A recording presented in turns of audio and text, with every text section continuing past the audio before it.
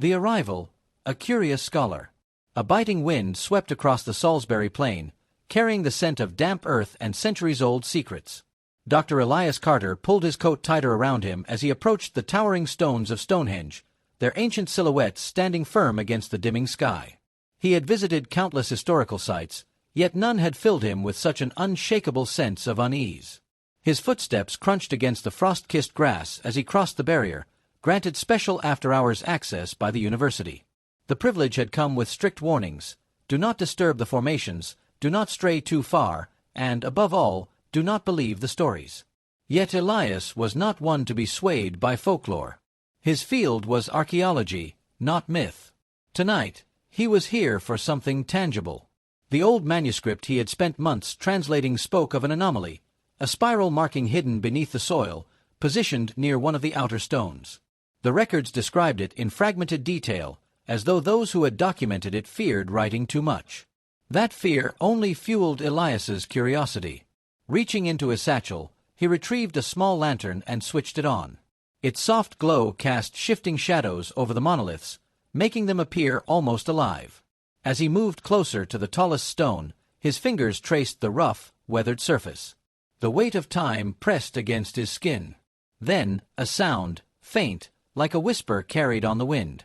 Elias turned sharply, scanning the darkness.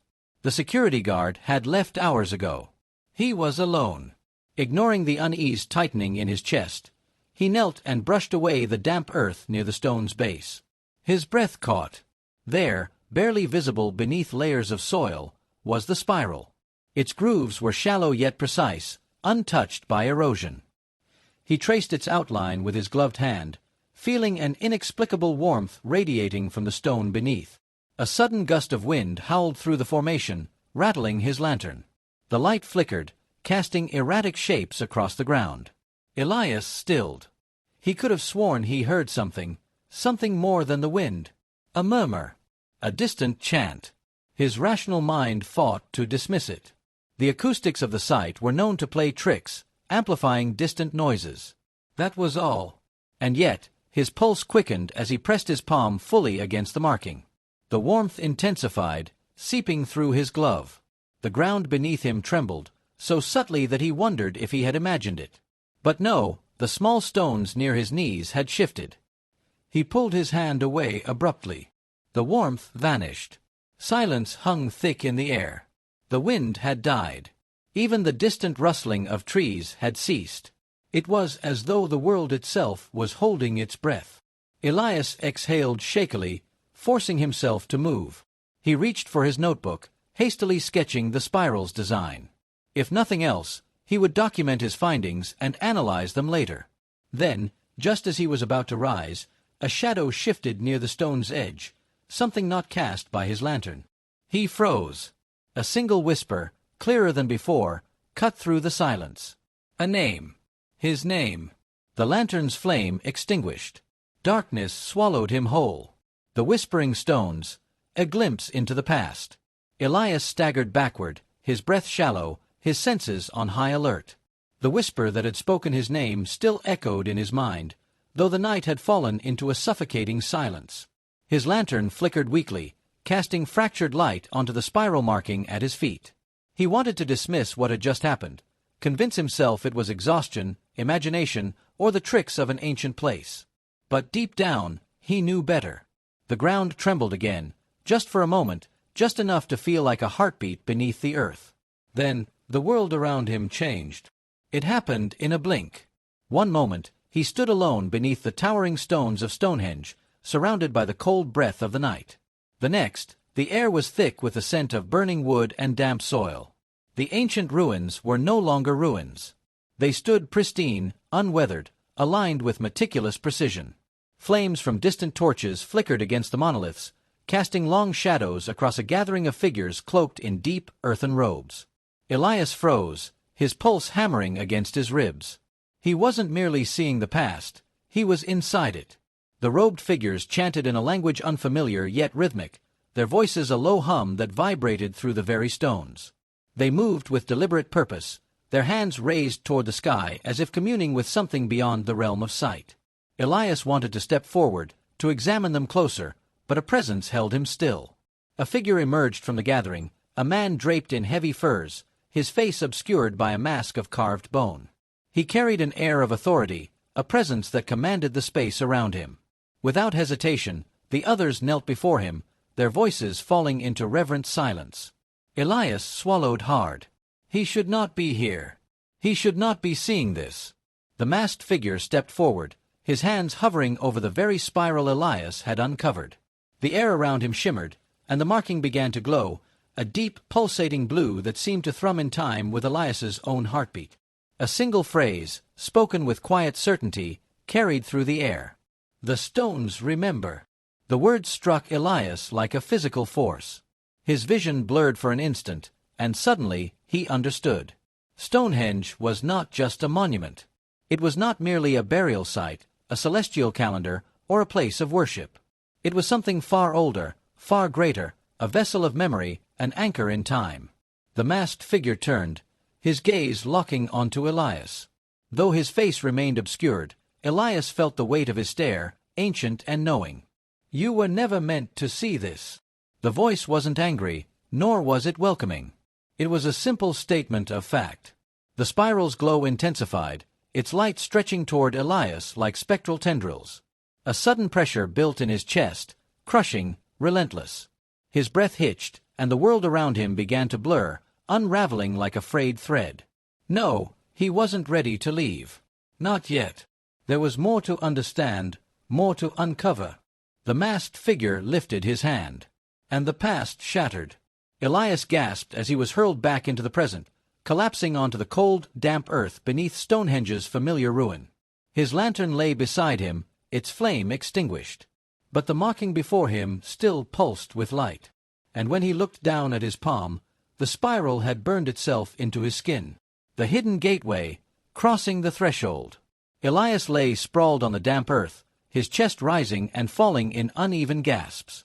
The cold air bit at his skin, but his palm burned as if fire had been etched beneath it. He turned his hand over, staring at the faintly glowing spiral now imprinted on his flesh. It pulsed, alive, rhythmic, like the heartbeat of something far older than himself. This was no hallucination, no trick of exhaustion. Something had changed. His gaze darted back to the ground where the spiral marking had once been a mere carving. Now it shimmered with an eerie luminescence, its edges vibrating as though reacting to his presence. Elias hesitated, a war raging between his insatiable curiosity and the primal fear clawing at the edges of his mind. Then the earth shifted. Not violently, no great quake or sudden collapse, but with a deep, resonant groan, as if Stonehenge itself had exhaled. The soil beneath the spiral crumbled inward, revealing a hollow cavity. A staircase, ancient and worn, spiraled downward into utter darkness. Elias swallowed hard. He could turn back now. Leave before whatever force that governed this place decided he had seen too much. But he knew himself too well. He had spent his life chasing history, uncovering buried truths. He had already crossed the threshold of the impossible.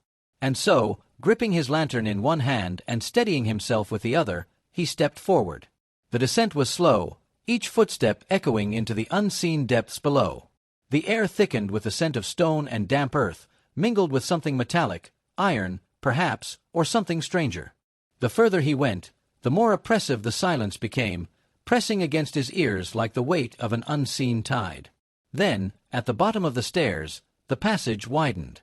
Elias lifted his lantern, its glow revealing walls lined with symbols, meticulously carved and utterly unfamiliar. They stretched in spirals, interlocking and shifting in ways that defied logic, as if the stone itself had memory and movement. At the center of the chamber stood a pedestal, and floating just above it, suspended as if caught between time and space, was an orb. It was no ordinary artifact. The sphere was translucent, swirling with a shifting light that pulsed in slow, deliberate waves. Alive, aware, waiting.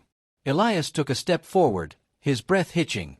The symbols on the walls brightened in response, as though recognizing him.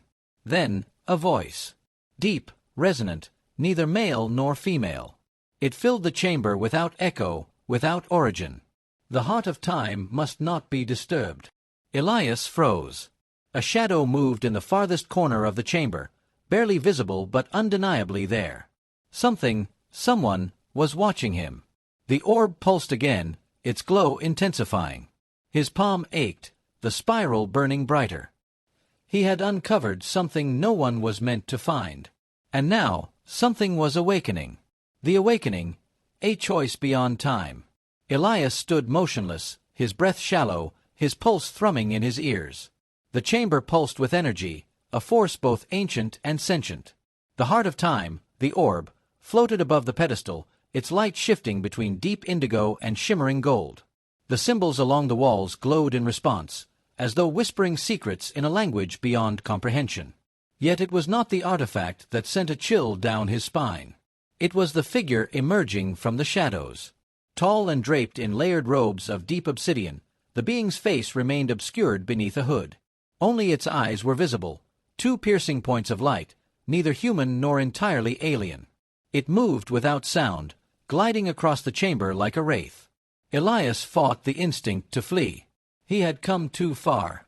The voice returned, neither spoken nor heard, but imprinted directly into his mind. "You have seen what was not meant to be seen." Elias swallowed. "What is this place?" His voice was hoarse, barely above a whisper. The figure tilted its head slightly. "A memory. A prison. A gate." The chamber trembled. The orb pulsed brighter, reacting to something unseen. The spiral on Elias's palm burned with renewed intensity, tethering him to whatever force had awakened. He realized then, he wasn't just a witness. He was part of this now. His thoughts raced. The manuscript he had followed, the visions of the past, the unearthly presence before him, it was all leading to something. To a decision. The figure raised a hand, and the space between them distorted, warping like ripples across water. For the first time, Elias felt the pull of the orb, a gravity unlike anything natural. It wasn't just an object. It was alive. It was aware of him. "The heart of time does not belong to one," the voice continued. "It belongs to the cycle. You have broken the cycle." Elias took a shaky step forward, resisting the pull. "What happens now?" The figure remained silent for a moment that stretched too long, then finally spoke. "You must choose." The chamber darkened at the edges, shadows creeping inward. The air grew dense, electric. Elias felt the weight of the moment pressing down on him. He had uncovered a truth buried for centuries, but truth came with responsibility. If the orb was truly the key to time, a vessel that preserved history, perhaps even altered it, then its power was beyond comprehension. His fingers twitched at his side. Every instinct screamed at him to run. But another voice, one deeper, more primal, urged him forward. To take the heart of time was to wield the unknown. To leave it was to return to a world unchanged, forever haunted by what he had glimpsed. The spiral on his palm burned brighter, demanding an answer. The figure watched, waiting. Elias inhaled sharply. And he reached out. The chamber dissolved into light.